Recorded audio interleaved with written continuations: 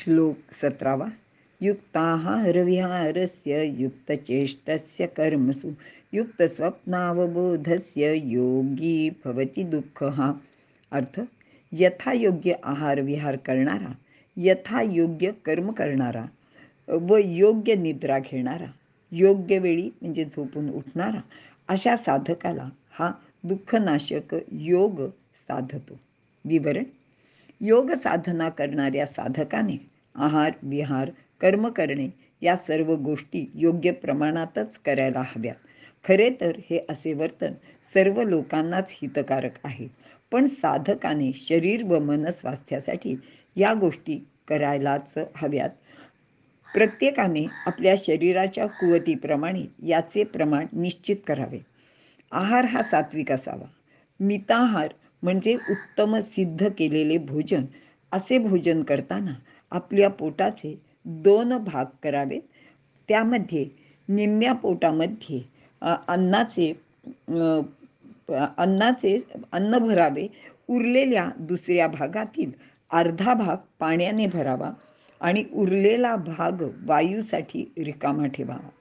आपल्या भुकेपेक्षा 2 घास कमीच खावेत. आपल्या मराठीत अशी एक म्हण आहे की भुकी तो सुखी, पोटाला तड लागेल इतके भोजन करू नये. तसेच साधकाने राजस तामस आहार घेऊ नये. त्याने सात्विक पचनास सहज सुलभ अशा पदार्थांचे सेवन करावे. म्हणजेच आहारात गहू तांदूळ दूध लोणी तूप साखर सुंठ मूग भाज्या वगैरे भोज्य समजाव्यात. असा आहार योग्य प्रमाणात म्हणजे वर सांगितल्याप्रमाणे जेवढा गरज आहे तेवढाच घ्यावा. यालाच मिताहार असे म्हणतात. आहारात कडू तिखट खारट तीक्ष्ण फार उष्ण फार थंड तेलकट मांसाहार लसूण कांदा इत्यादी पदार्थ वर्ज्य समजावेत. अतिशाकयुक्त भोजन करू नये. जलपान शुद्ध जल प्यावे. यामध्ये पावसाचे पाणी सर्वात शुद्ध व उत्तम आहे. पहिला पाऊस पडून गेल्यानंतर पावसाळ्यात जो पाऊस पडतो ते पाणी सर्वात शुद्ध असते. गंगेचे पाणी पण शुद्ध असते, पण असे पाणी मिळाले नाही तर बाष्पीभवनाने पाणी शुद्ध करून घ्यावे. विहार हिंडणे फिरणे कडक उन्हात रात्री अपरात्री उगाचच हिंडत बसू नये. शरीराला झेपेल एवढेच चालावे. त्या चालण्यात आपल्याला आनंद वाटला पाहिजे. युक्तचेष्टा प्रत्येकाने आपल्या ताकदीनुसार ठराविक वेळ काम करावे. जीवापाड उगाच कष्ट करू नयेत. त्याच प्रमाणात आपला वेळ आळसात सुद्धा घालवू नये. दिवसभरात ठराविक काम प्रत्येकाने करायलाच हवे. निद्रा सर्वसाधारण माणसाला 6 ते 7 तास झोप पुरते, परंतु एखाद्याला 8 तास झोपसुद्धा आवश्यक असते. झोपून उठल्यानंतर ताजेतवाने वाटले पाहिजे. शरीर मन प्रसन्न झाले पाहिजे. झोपेचे प्रमाण कमी अधिक असले तरी उगाच आळसात लोळत पडू नये. झोप लागणे व जाग येणे हे निसर्गाचे काम आहे. ते डावलून उगाच रात्रीचे जागरण करू नये. असे निसर्गाविरुद्ध आपल्या प्रकृतीविरुद्ध म्हणजेच ब्रह्माविरुद्ध वागू नये. निसर्गाला धरून आपला आहार आचार व कर्म ठेवले तर ब्रह्मप्राप्ती होणे सुलभ जाते. विहार योग साधन करणाऱ्याने दुष्ट लोकांच्या देशात जाऊ नये. अशांची संगत टाळावी. प्रवास स्त्री संग करू नये. अग्नीजवळ बसून शेकू नये. उगाच उपवास करू नयेत. शरीराला क्लेश होतील असे शारीरिक कष्टाचे कामसुद्धा करू नये. याप्रमाणे आचरण केले तर दुर्बल माणूससुद्धा अभ्यासाने योगसिद्धी प्राप्त करून घेऊ शकतो.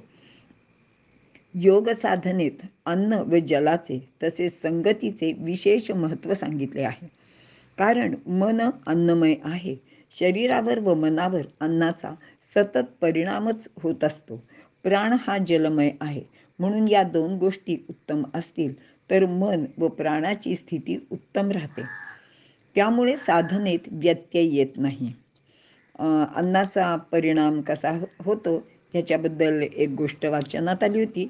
ती इथे मुद्दाम गंमत म्हणून सांगते, पण ह्यातलं मर्म लक्षात घ्यावं. योग साधनेत पूर्वीचे ऋषींनी खूपच प्रगती केली होती. त्यांचे आहार विहार सर्वच बाबतीत संतुलन असे. एकदा एक ऋषी एका राजाकडे भोजनासाठी गेले होते. राजांनी अगदी सुवर्णपात्रात ऋषींना भोजन वाढले. ऋषींना योग्य असा आहार भोजनासाठी सिद्धसुद्धा केला होता. भोजन झाले, पण ऋषींनी त्या सुवर्णपात्राचा थोडासा भाग तोडून घेतला, म्हणजे ताटाची एक जी कड असते ती तोडून घेतली.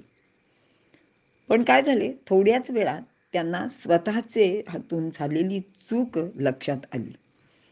ते राजासमोर आले आणि त्यांनी आपली चूक कबूल केली आणि परत विचार केला की असं का झालं. आणि तो विचार त्यांची काही पाठ सोडेना. आणि शेवटी त्यांनी त्या गोष्टीची चौकशीच करायचं ठरवलं आणि त्यांनी राजाकडे ते धान्य किंवा ते जे काही वस्तू येतात भोजनासाठीच्या, त्या नक्की कुठून आल्या होत्या, अशा सगळ्याचा शोध घेतला. तेव्हा काही चोर लोकांनी किंवा काही लोकांनी चोरून आणलेले धान्य कर स्वरूपात राजाला दिले होते आणि तेच अन्न शिजवून त्या ऋषींना वाढलेलं असल्यामुळे त्यांच्यावर त्या अन्नाचा असा विपरीत परिणाम झाला. यात थोडीशी अतिशयोक्ती वाटेल, पण इथे परिणाम लक्षात घेतला पाहिजे. अशा गोष्टी सातत्याने जर घडल्या तर त्याचा आपल्या आयुष्यावर निश्चितच दुष्परिणाम होतो. हे सर्वांनी लक्षात घ्यावे. इथे आपण थांबूया.